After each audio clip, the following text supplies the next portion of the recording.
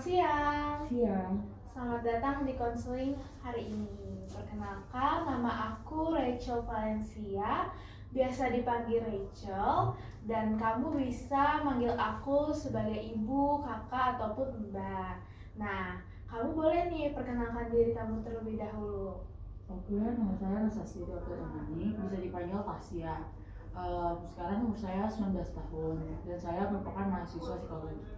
Oke, jadi kamu berkenan ya kalau aku manggil Tasya selama sesi konseling ini. Iya. Sebelumnya, kamu pernah melaksanakan konseling kah? Pernah. Oke, itu secara online atau offline? Online pernah, offline juga pernah, tapi keseringan sih online. Oke, berarti kamu sudah tahu ya prosesnya seperti apa dari awal hingga akhir. Ya. Kemudian dalam sesi konseling ini pasti kita ada perjanjian hari yang harus kita lakukan, di mana selama sesi konseling ini akan dilakukan secara konfidensial atau kerahasiaannya akan terjaga, dan setiap cerita kamu akan dipastikan terjaga dan tidak akan tersebar kemana-mana. Selama sesi konseling ini, aku juga minta izin untuk mencatat setiap sesinya atau setiap cerita kamu agar sebagai bahan evaluasi aku di akhir nanti. Kemudian, dalam proses konseling ini dilaksanakan selama 45 sampai 60 menit. Jika memang dalam selama 45 sampai 60 menit ini kamu merasa bahwa ada hal-hal yang kamu ingat dan akan membuat kamu teringat sesuatu, itu mungkin akan berpengaruh pada reaksi psikologis kamu, baik nangis ataupun cerita emosional yang akan keluar pada nantinya. Jadi jika memang ada pertanyaan yang menurut kamu tidak ingin kamu jawab, ataupun kamu merasa dalam sesi konseling ini sudah tidak aman dan nyaman, kamu boleh untuk mengundurkan diri selama kamu berbilang kepada aku. Kemudian, jika memang kamu melihat CCTV di sekitar sini, CCTV ini akan berfungsi sebagai merekam pergerakan kita saja tanpa ada rekaman suara. Jadi dipastikan bahwa setiap cerita kamu akan dipastikan kerahasiaannya juga. Jadi kamu bebas untuk terbuka dan juga nyaman dalam selama sesi konseling ini. Apakah kamu ada yang ingin ditanyakan? Nggak ada. Oke, sebelum kita melaksanakan sesi konseling, aku ingin memastikan bahwa kamu dalam keadaan nyaman dan aman, sehingga dalam sesi konseling ini kamu bisa dapat menjawab semua pertanyaannya ataupun menceritakan semua apa yang kamu rasakan selama ini. Ya. Oke, apa kamu siap untuk melakukan konseling pada hari ini? Siap. Oke. Boleh nih, kamu mulai menceritakan apa sih yang menjadi keresahan kamu selama akhir-akhir ini. Yang seperti yang saya ketahui bahwa dalam G-Form juga kamu menjelaskan tentang relasi sosial ya? Iya, betul. Oke, kamu boleh mulai nih untuk menceritakan apa yang membuat kamu resah dan tidak nyaman selama ini. Oke, jadi akhir-akhir ini tuh aku lagi sedih gitu. Aku nggak apa-apa ya kalau misalnya pas ngomong nih kayak aku saya gitu, nggak masalah ya. Oke, nggak masalah. Oke, jadi aku nih lagi sedih karena aku tuh orang yang aku suka ini, orang yang deket sama aku selama 5 tahun terakhir tuh udah mau nikah sama orang lain dan mereka udah punya anak. Oke. Itu sih, dan aku kayak karena aku tuh gak bisa deket sama laki-laki, maksudnya karena mungkin ada faktor mama papaku pisah, terus papaku tuh juga di rumah, aku gak biasa gitu loh kalau misalnya laki-laki tuh bukan ada aku. Sedangkan kalau misalnya sama teman-teman yang laki-laki tuh ya karena aku udah deket banget gitu sama mereka, atau kayak aku udah kenal dari lama, atau mereka tuh om aku atau sepupu aku. Sayangnya tuh kalau ada laki-laki tuh aku sinis gitu, kayak aku berharap mereka pergi, aku gak suka gitu. Dan ini pengecualian gitu buat kita sebut aja loko ya, di sini loko.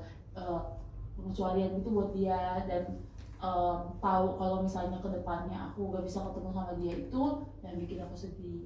Oke, jadi perasaan kamu hari ini tuh atau beberapa hari ini kamu sedih ya karena kamu mendengar kabar bahwa Loko ini akan memasuki ke jenjang yang lebih serius dengan pasangannya dan kebetulan juga sudah memiliki anak ya. Kalau kamu sendiri gimana nih respon setelah kamu tahu kalau misalnya Loko itu ternyata sudah dalam proses itu?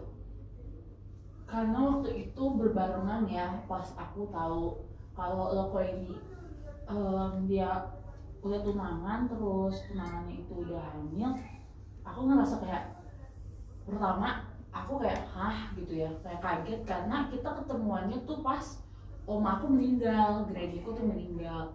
Jadi aku kayak sedihnya tuh masih ke cover sama bingung gitu ya, denial kayak nggak, udahlah biarin aja, kayak ya udah orang udah lama juga gak ketemu, kalau misalnya pas ketemu kayak kan kita udah gak ketemu 1 tahun.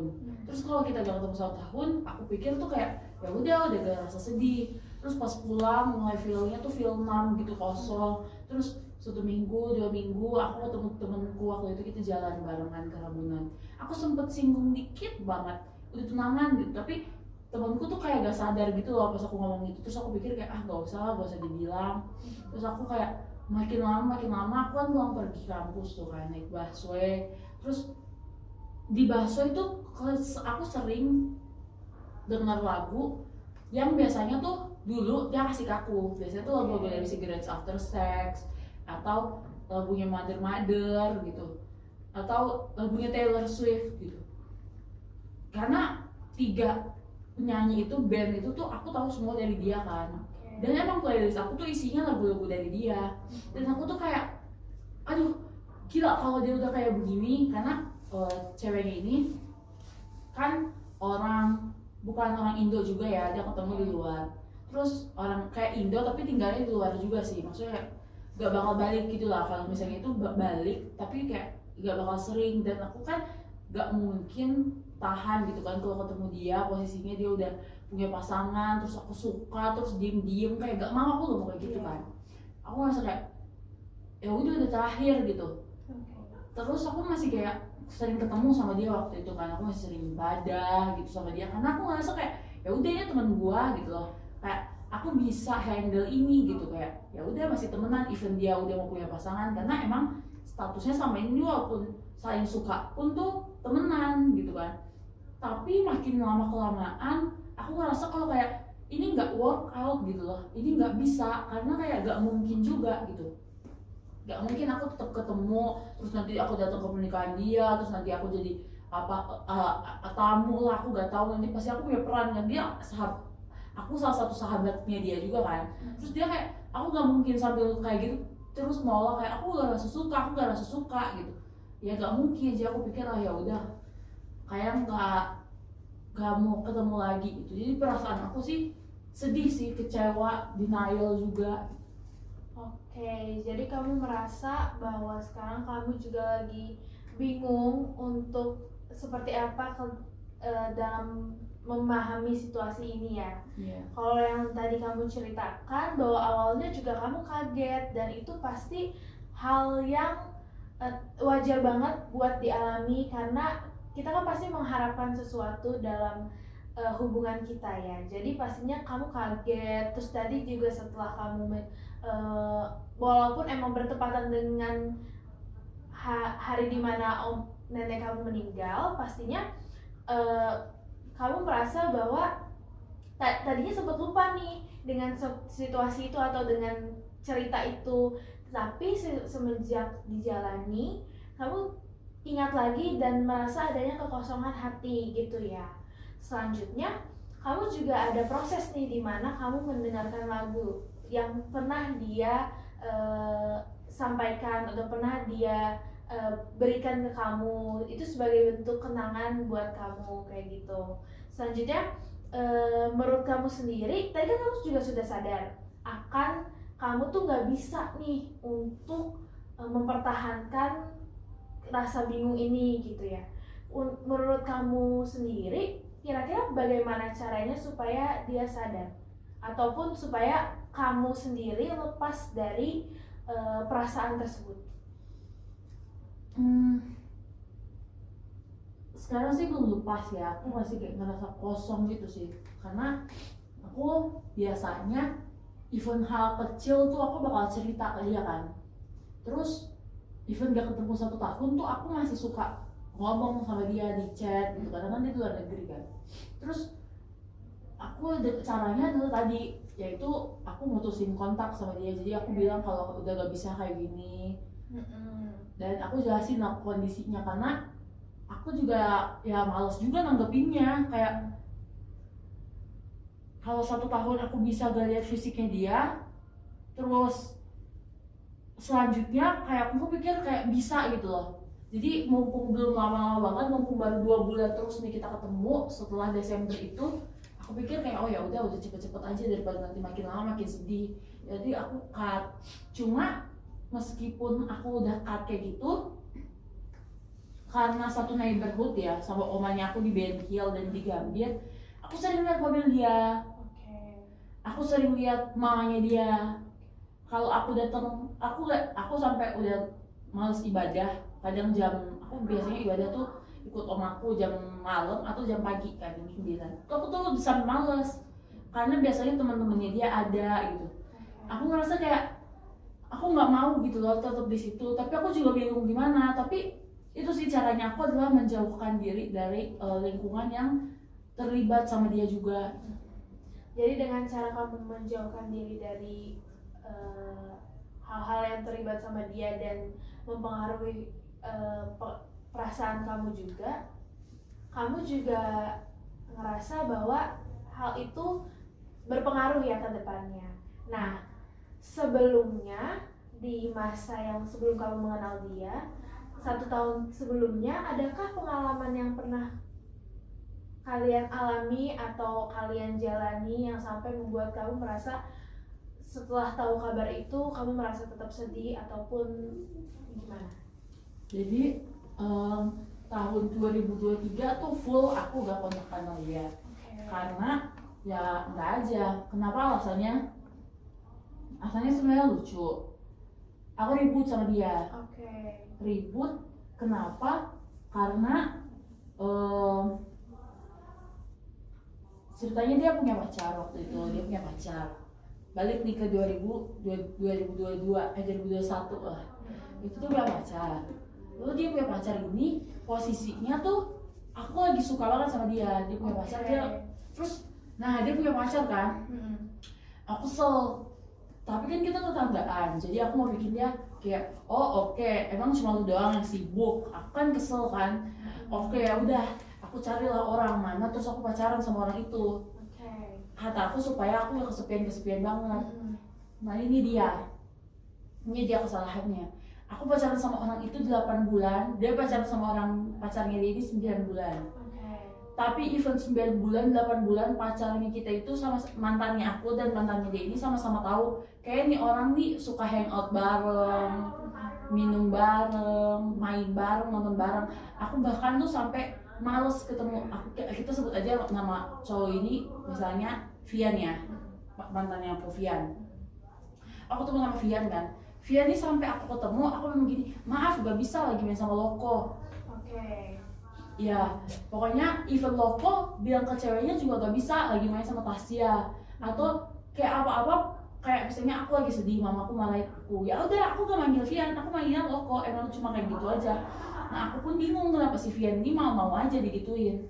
Nah, ini dia yang bikin aku kesel sama dia adalah karena 8 bulan itu kan aku ngerasa kayak ya udah aku suka sama dia, buktinya even dia punya pacar, aku punya pacar, aku masih bisa aku main sama dia, aku gak butuh dia jadi pacar aku gitu kan. Aku pikir gitu. Iya memang iya. Nah terus aku bilang kayak begitu, karena 8 bulan ini santai-santai aja, aku ini deh, aku ngaku kalau aku suka ke dia. Oke. Aku ngaku kalau aku suka ke dia, bener-bener pas hari dia udah mau pergi tuh ke New Zealand. Nah habis itu waktu aku cerita kayak gitu ke dia, aku ngaku awalnya kan aku susah ngomong, kadang tuh aku ngomongnya suka gagap-gagap gitu kan. Jadi aku ngomongnya tuh lewat chat. Aku ngomongnya lewat chat. Terus dia gak baca tuh. Aku pikir, oh ya udah biarin aja. Kan di line kan chatnya, ketahuan read. Aku nungguin kok gak di read. Ya udah aku tinggal tidur aja. Besoknya Vian datang ke rumah aku marah-marah. Ternyata Loko nge-SS, dia nge-forward terus kirim ke Vian kalau aku ngaku kalau aku suka sama dia. Terus kan di situ posisinya aku tinggalnya sama om aku. Nah puji Tuhannya om aku lagi praktek di rumah sakit kan. Terus opaku waktu itu lagi ke Ceko. Nah lalu di situ aku dimarahin. Aku kayak dimarahin. Tapi aku di situ mengaku salah kalau aku ini memang bejat. Jadi aku kayak oh iya maaf dan segala macem gitu, melibatkan air mata gitu, karena aku juga ngerasa kasihan juga 8 bulan gitu, terus ketahuan. Kenapa bisa sampai dia marah? Karena hari jadian ke-8 bulan kita sih aku ngaku suka sama Lokonya itu. Iya, jadi aku mempersiapkan diri 1 hari untuk siap-siap confess, tapi aku gak jalan sama dia. Terus aku bilang lah, kayak aku rasa bersalah. Terus posisinya waktu itu gak jadi, Loko pergi ke New Zealand kan, karena mamanya sakit. Wah, aku bilang sial banget. Kenapa aku confess sengaja supaya pas dia pergi, kalau responnya buruk, ya udah aku kan gak ketemu sama dia. Malah dianya nggak jadi pergi. Di situ aku bener-bener depresi banget. Aku potong-potong rambut lah.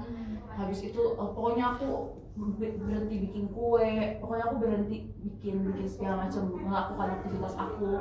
Terus aku depresi, aku gak mau bangun dari tempat tidur. Habis itu beratku tuh sampai naik 17 kilo. Terus pokoknya aku hapus sosial media dan enggak sebenarnya udah sih hapus sosial media, tapi kayak Discord gitu-gitu, Instagram udah sih dari lama. Aku menghapus semuanya itu, paham kan? Aku hapus terus supaya nggak ada kontak gitu loh dari dia. Terus sekitar 3 bulan aku gak ngomong sama dia. Aku kabur ke tempat papanya aku, kan mama papaku pisah, dia nggak tahu rumah papaku tuh di mana.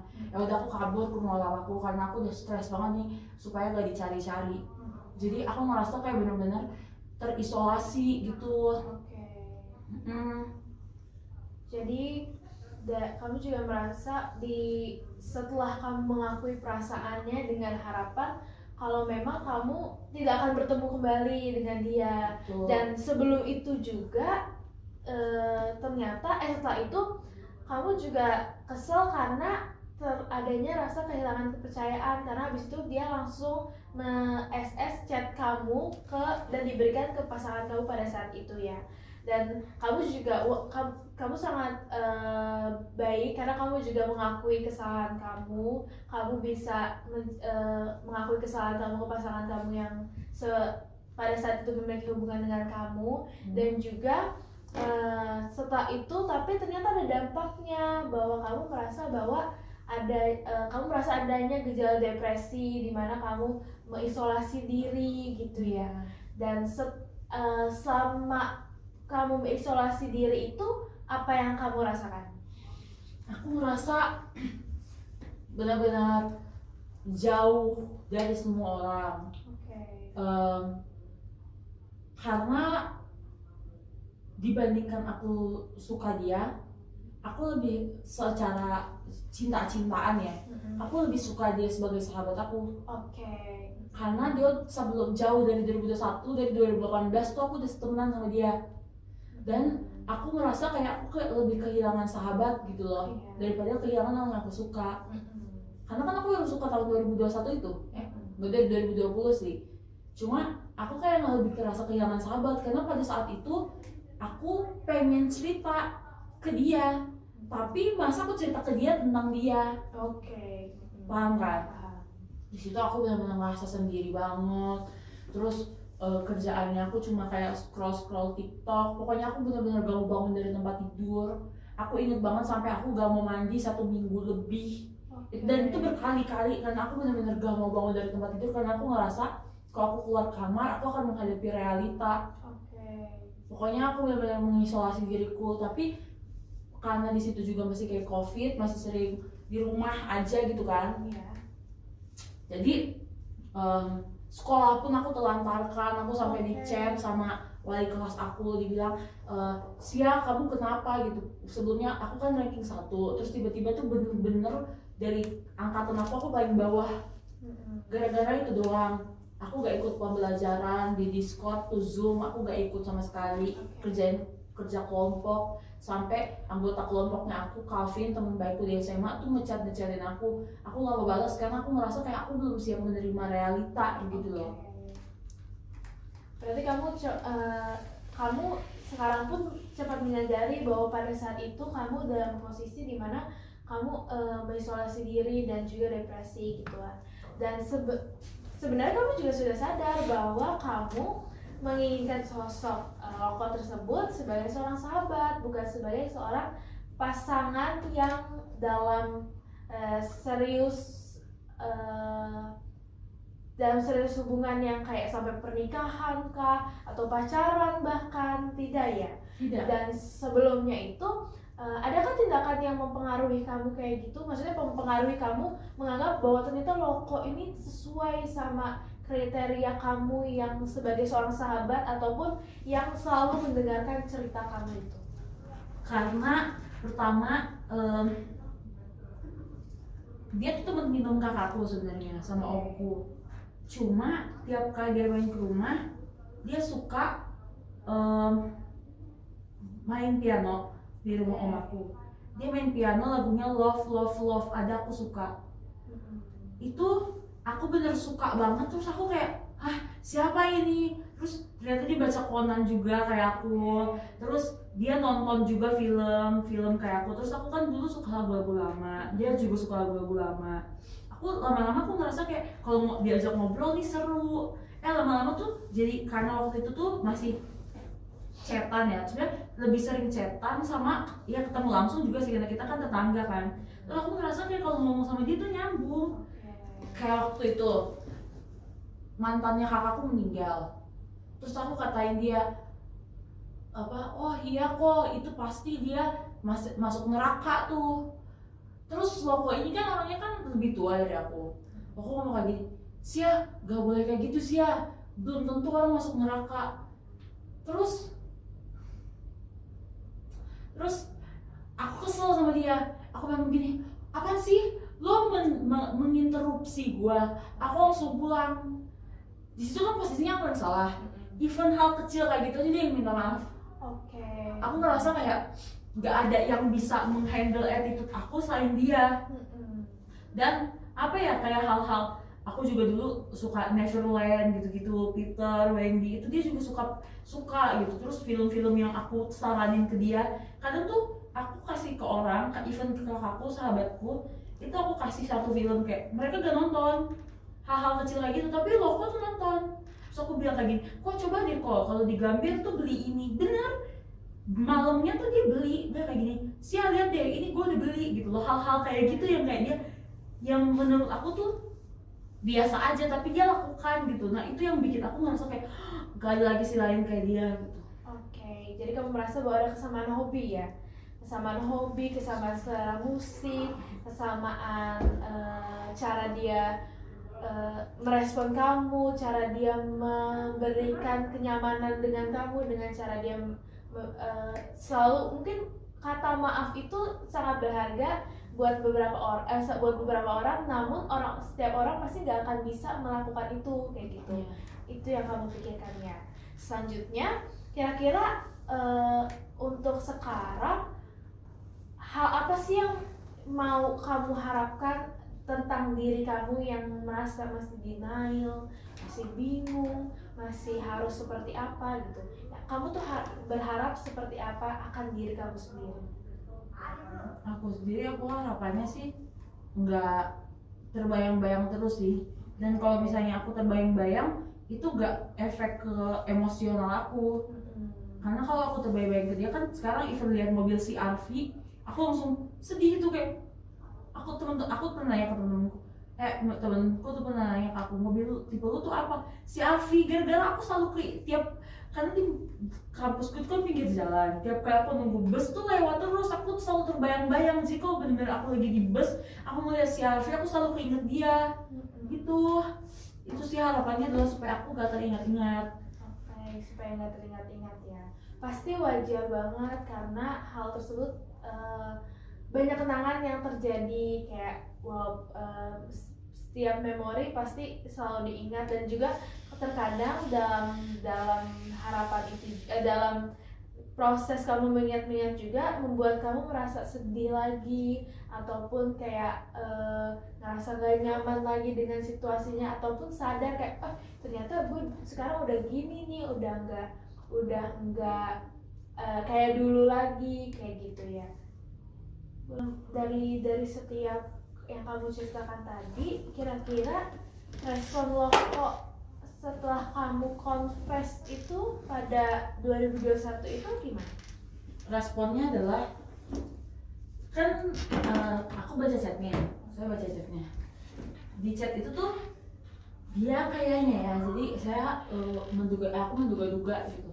Karena aku dibangunin dengan marah-marah sama Vian ini pada sekitar jam 11 pagi, dan dia bilang, Sia sejak kapan, pakai caps lock, Sia sejak kapan, Sia gue datang ya, Sia gitu. Itu sekitar jam 1, itu terakhir kali aku lihat respon dia. Jadi dia benar-benar kayaknya dia karena panik juga gitu, karena di situ waktu itu aku kan biasanya tuh aneh sih. Aku bilang kalau aku suka dia, dan kalau misalnya aku menceritakan plot 8 bulan ini, itu sebuah keanehan ya menurut aku. Dan ya karena dia mungkin tahu aku aneh, ya aku nggak tahu sih apa pikirannya dia waktu itu, kenapa dia melapor. Padahal dia juga gak temenan sama Vian, tapi dia melapor aja. Itu sih yang sampai sekarang aku bingung, kenapa Vian sampai tahu itu. Jadi kamu pun sekarang masih bingung kenapa dia sampai tahu ataupun tahunya sih gara-gara tadi dikasih tahu. Cuma kenapa dibocorin tuh lah. Masalah hal ini pernah gak sih kamu buat langsung tanya gitu ke lokalnya sendiri tentang respon dia, dan juga tentang kenapa dia bocorin hal tersebut ke pasangan kamu pada saat itu? Karena waktu itu aku kesel, terus aku ngeblok dia, jadi aku gak pernah tanya.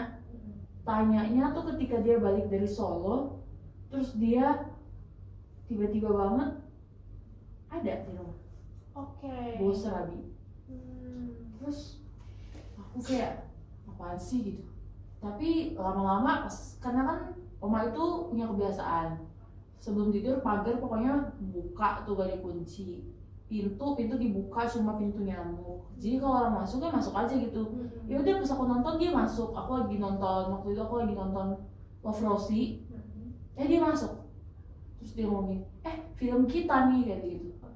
Terus aku ngerasa kayak ya udah nggak ada, ya udah tiba-tiba aja baikan. Jadi nggak ada pembicaraan sebelumnya. Nggak ada. Dan tadi juga kamu udah menjelaskan bahwa kamu mengharapkan setelah itu tidak terbayang-bayang lagi, karena pasti ada dong yang suatu kenangan yang mengikat kamu ataupun menjadikan kamu selalu terbayang tentang Loko. Kira-kira hal apa sih yang membuat kamu terus terbayang tentang Loko ini? Yang pertama adalah kita tuh punya lagu. Kan banyak nih lagunya, cuma kita punya lagu tim dari Noah Cyrus. Itu tuh aku suka banget dengan lagu itu. Kenapa? Isinya tuh kayak mau bagaimanapun lu tuh gue ada di timnya lu, gue akan jadi orang yang ada di sisi lu, sisi kamu gitu. Terus kayak mau kita ribut kayak gimana pun, kita bakal tetap satu tim pada ujungnya. Itu lagunya dia yang dia kasih ke aku. Terus aku tuh suka banget film 500 Days of Summer. Oke. Terus dia ngomong kayak gini, dulu aku nggak tahu ya, ini aku mix gitu deh, tapi aku tahu waktu dia pernah, waktu 2022 tuh dia bilang dia suka sama aku. Tapi sebelum itu waktu aku jadian sama Vian, terus dia jadian sama cewek namanya Joyce. Oke. Cewek namanya Joyce. Terus dia ngomong kayak gini, Sia lihat deh, dia kirim kayak gitu kan di chat, ini kayak lu ya kayak gitu. Maksudnya ya lu bilang lu gak pernah mau jadian sama orang lain, tapi tiba-tiba lu udah jadian aja tuh, kata kayak gitu. Terus tiba-tiba dia ngomong kayak gini, karena aku suka banget Peter sama Wendy, tiba-tiba kayak gini, oh iya kehidupan gue tuh kayak Peter, kayak Peter deh, tapi bedanya Wendy-nya suka sama orang lain. Oke. Terus pokoknya hal-hal yang kayak gitu deh, love Rosie lah, yang pada ujungnya tuh gak jadi. Dia tuh saran-saranin, masih inget gak film kita, selalu kayak gitu. Dan tiap kali aku ngelihat hal yang berhubungan dengan film itu, atau tiba-tiba aku kedengar lagu itu bikin aku tuh jadi kepikiran gitu. Dan kakakku tuh, lagu itu kan rare kan, underrated banget lah, orang jarang dengerin. Terus kakakku tuh sama pacarnya tuh pilih lagu itu buat jadi lagunya mereka. Jadi hampir tiap hari aku dengerin lagu itu di rumah. Sedangkan kakakku gak tahu posisinya kalau misalnya lagu itu adalah kayak lagunya kita gitu loh. Jadi itu sih yang bikin aku benar-benar kayak, oh my god. Dan karena dia suka ninggalin notes cerita-cerita dia di line gitu, kita punya satu lapak gitu lah buat ini. Aku sering baca-bacain gitu kalau lagi gabut. Itu sih yang bikin aku benar-benar makin terkenal gitu. Oke, dari cerita kamu tadi, kamu sempat tuh dimana kamu agak terlihat kesal ataupun kayak berhenti dulu, dan juga nafas kamu agak terlihat berat juga. Kira-kira kenapa tuh pas kamu menceritakan tentang kenangan ini? Apa yang kamu rasakan? Aku pengen cerita ke dia tadi, aku sendiri. Aku pengen cerita kayak, kadang tuh kalau aku ngeliat hal seru, aku langsung pengen telepon, iya gak bisa gitu. Terus dari tadi aku ngomong, terus aku bilang kalau konseling ini diceritain ke Loko pasti seru. Oke, kamu masih pengen cerita ke Loko ya, dan juga pasti sulit banget untuk melepas kebiasaan dulu kepada, apalagi yang mungkin rutinitasnya itu sering terjadi pada seseorang yang mungkin kita pernah laksanakan bersama-sama gitu ya kan. Selanjutnya, kira-kira ada gak sih hal yang kamu pernah lakukan untuk melupakan semua kenangannya itu, kecuali tadi kamu menghapus semua sosial media dan juga berhenti berkomunikasi dengan dia? Usaha apa yang kamu lakukan untuk benar-benar menghapus semua kenangannya? Aku selain dari itu ya tadi aku ngomong ke dia langsung. Terus responnya juga kayak, responnya itu babi banget menurut aku, maaf ya. Aku responnya aku kesel banget karena dia bilang gini, nang aja Sia, pada ujungnya kita bareng kok. Dalam posisi udah enggak gitu, karena kan gini loh, karena aku tuh udah selalu bilang kalau aku gak mau menikah. Dan dia juga gak mau nikah sebenarnya, cuma ya karena udah terpaksa aja, udah ada jadi gitu loh, udah ada anak gitu, terus udah disuruh tunangan, ya udah nikah gitu. Terus pada ujungnya dia selalu nganggep enteng kayak, kan lu gak nikah, ya udah tenang aja, kalau gue balik bisa-bisa aja dong. Dalam kondisi ini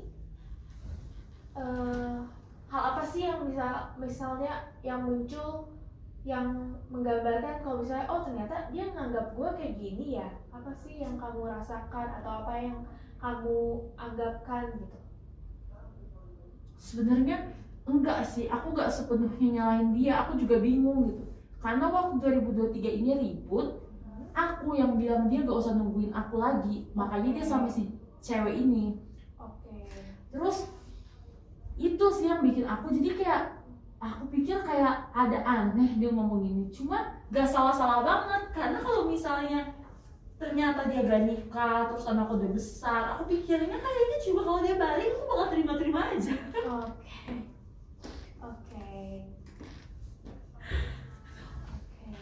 Dan jadi walaupun setiap kondisinya memang sekarang memisahkan kalian berdua, tapi ternyata kamu juga berpikir masih ada kemungkinan nih untuk bisa balik lagi dengan kondisi yang sama kayak gitu ya. Dan dari cerita dia juga, dari perkataan dia tadi juga, dia seakan-akan memberikan harapan kembali ke kamu yang sehingga mengubah pemikiran kamu untuk benar-benar berhenti dan melupakan kenangannya gitu ya. Iya. Selanjutnya ada lagi yang kamu rasakan tentang proses ini atau tentang hubungan ini pada si Loko ini. Oh, nah aku mau ceritain nih. Jadi setelah ngomong itu tuh dia taruh notes di line, kan di line tuh bisa ada notesnya gitu kan. Dia tulis panjang deh, dia ngomong kayak gini, hai Tasya, makasih ya udah jadi sahabat baik gue hampir 6 sampai 7 tahun ini. Lo selalu ada di tiap gue sulit, lo selalu ada waktu gue ngerasa fuck up, bahagia, bahkan di saat gue nggak jelas banget, lo selalu ada. Lo sebaik itu sih ya. Orang-orang cuma tahu gimana lo di luar, mereka gak pernah paham sama apa yang lo jalani. Gue seneng banget bisa kenal lo. Gue bersyukur buat lo yang selalu ada di tiap-tiap fase hidup gue sama 6 tahun terakhir. Kedepannya hidup gak akan pernah jadi mudah. Sebelum semuanya terlambat, udah waktunya buat gue memperbaiki banyak hal. Maksudnya tuh adalah nikah dan segala macem lah. Dia menurut dia memperbaiki. Terus pas dia tuh kayak, oh ya udah, kayak aku kayak oh ya udah gitu loh. Terus dia bilang kita pernah ngelewatin banyak hal bareng, banyak hal seru yang pertama kali juga baru kita lakukan bareng-bareng, dan gue gak bakal mungkin lupa. Gue bakal inget janji kita yang gak akan mati karena sakit, apalagi COVID. Hahaha, itu jokes tau. Kayak aku ngomong COVID nih, itu ngerasa lucu karena Loko itu kan sebutan aku ke dia. David nih namanya dia. Aku suka ngeledek dia, COVID tuh Koko David ya. Even aku orang nyebut kayak gini, iya itu tuh pas COVID, itu COVID orang ngomong sekecil itu aja tuh aku langsung kayak teringat gitu loh. Terus kita bakal mati di tempat yang indah dan bareng-bareng. Gue bakal sering nonton 500 Days of Summer dan lebih sering maki-maki Tom sama Summer, biar gue selalu ingat tentang lo. Karena emang seharusnya mereka bareng. Gue bakal selalu putar lagu-lagu yang kita suka, meskipun suatu saat genre musik bakal berubah, tapi lagu-lagu yang sering kita dengerin gak akan pernah musnah. Gue bakal lebih sering nonton Afgan, film yang kita suka, biar terus ingat lo juga walaupun gue gak sesuka itu sama mereka. Dan itu bener. Dia sampai ada poster itu di kamarnya. Terakhir Desember tuh aku datang setahun gak ngomong, dan ada posternya Afgan. Aku kayak oke, gitu. Bahagia terus, jaga kesehatan, rajin-rajin ibadah, dan tetap jadi orang baik. Lo adalah orang terbaik yang gue kenal di sini, maksudnya di Indo. Dan gak akan ada yang gantiin posisi itu. Lo yang terbaik dan akan selalu begitu. Maaf buat hal-hal yang pernah menyakiti lo. Maaf buat banyak janji yang belum bisa gue tepati. Kalau sekarang di kepala lo masih ada asumsi yang salah tentang gue, tolong please hilangin ya. Terus dia bilang, you are the closest to heaven that I ever had. Nanti kalau misalnya kita meninggal, gue bakal jadi partikel di laut, dan sama kayak yang lu bilang, lu bakal jadi ikan-ikannya biar gue bisa selalu sama lu. Love you, Pes. Itu buat ledekan dia ke aku, dia panggil aku Pes gitu dan segala macem. Love you, Pes, dia ngomong kayak gitu. Itu aku kayak, dan itu bulan Mei beberapa minggu sebelum anaknya lahir, 2024.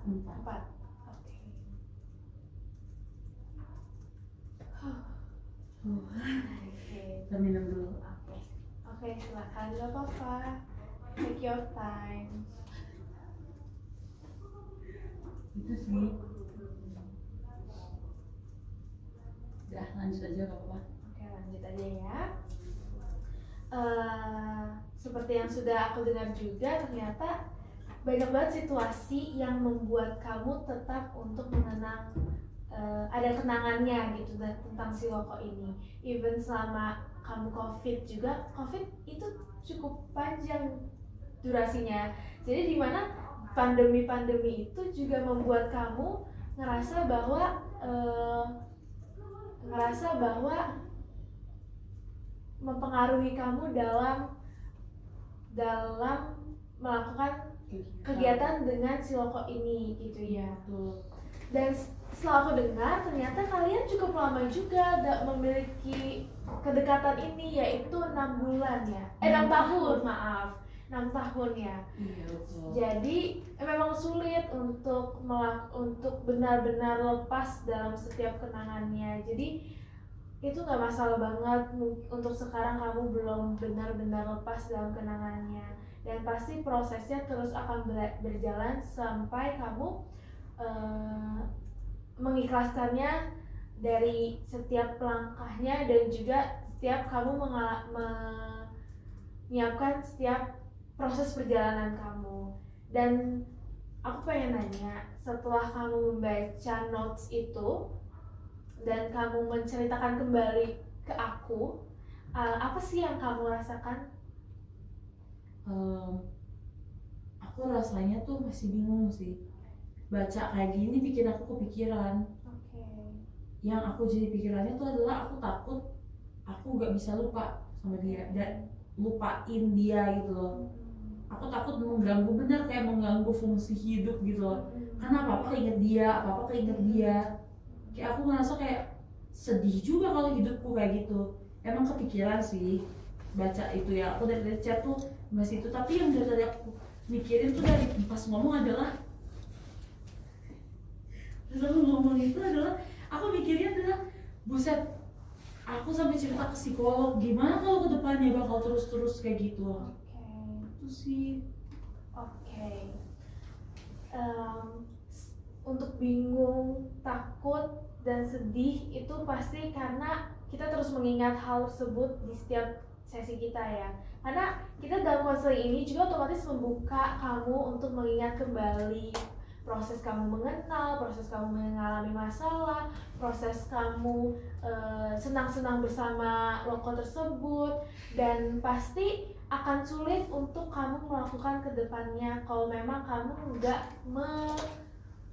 membuka dan juga tidak menceritakan kembali apa yang kamu mau, apa yang kamu rasakan kayak gitu. Selanjutnya, ada gak sih kayak kalau aku pribadi, aku mungkin pernah mengalami hal yang kayak gitu. Maksudnya pernah mengalami situasi seperti itu, kayak sulit lupa dengan sosok seseorang yang emang berpengaruh buat kita, sering lupa, sering ingat tentang apa yang dulu orang tersebut lakukan pada kita. Jadi aku berusaha untuk melupakannya itu dengan aku mencatat setiap apa yang aku rasakan. Aku menulis setiap apa yang aku rasakan pada saat itu. Kemudian aku membakar serta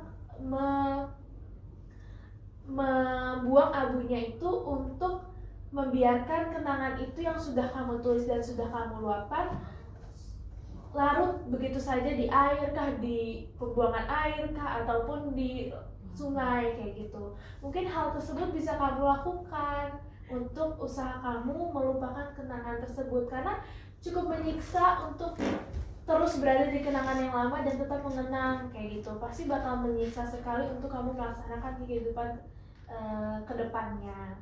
Dan dari kamu sendiri, adakah yang ingin kamu tambahkan lagi? Udah sih, itu aja. Lagi.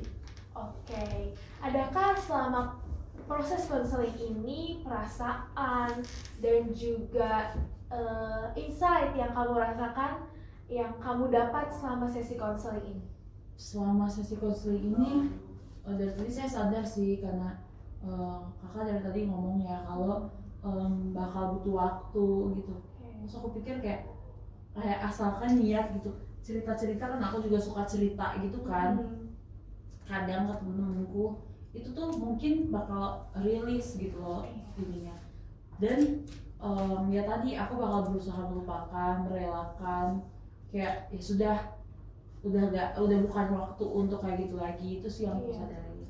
Jadi kamu sadar ya bahwa kamu memang mau untuk berusaha untuk melupakan dan juga merilis semuanya gitu ya, Iya. dengan menceritakannya itu ya. Iya. Oke, selanjutnya aku akan memberikan kesimpulan tentang apa yang kamu rasakan, yang sudah kamu ceritakan untuk hari ini. Kira-kira boleh nih setelah aku memberikan kesimpulan, boleh kamu untuk mengkoreksi apa yang sudah aku simpulkan. Jadi dari setiap proses yang sudah kamu ceritakan pada konseling ini, kamu menjelaskan bahwa memang kamu sulit untuk melupakan seseorang, apalagi yang memang kenal sudah lama banget, sudah hampir 6 tahun kamu bersama dengan sosok tersebut. Kamu masih merasa sedih, kamu masih merasa bingung juga harus seperti apa ke depannya. Kamu juga ternyata, tapi kamu sadar bahwa kamu tidak bisa terus berada di kondisi seperti ini. Kamu juga berharap nih adanya tindakan yang supaya kamu tidak terbayang-bayang dengan masa lalu kamu kayak gitu ya. Kemudian kamu juga berani bisa menyadari bahwa kamu sempat berada di kondisi di mana kamu merasa depresi, kamu terisolasi, dan itu sangat bagus karena kamu sudah menyadari hal tersebut. Jadi aku rasa aku juga berterima kasih karena kamu sudah berani untuk menceritakan apa yang sudah kamu rasakan selama ini. Kamu sudah berani untuk merilis semua apa yang kamu rasakan, apa yang kamu pikirkan. Hal tersebut juga berfungsi untuk kamu merasa lebih baik ke depannya. Dan juga bentuk seperti ini juga sebenarnya sebagai usaha kamu untuk menyelesaikan apa yang kamu rasakan, apa yang kamu pikirkan, dan kebingungan yang kamu rasakan.